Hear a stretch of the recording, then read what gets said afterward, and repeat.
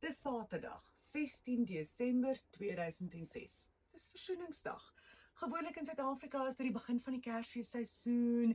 Mense kom in die Kersfees by en dit was ook die geval vir Talib Peterson en sy familie.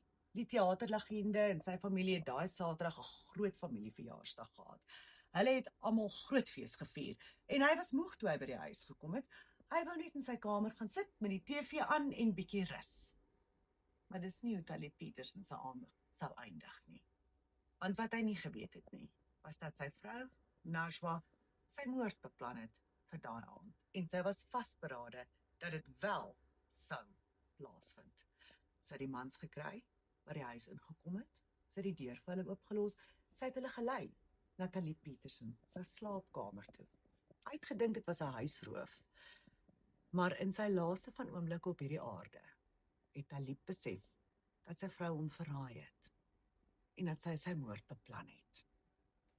Dit is hierdie week se episode van True Crime South Africa, die Afrikaanse weergawe.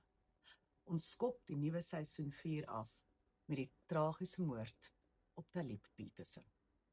Gaan luister by Jackpot, jackarandafm.com of waar jy ook al jou ander potgooi reekse kry.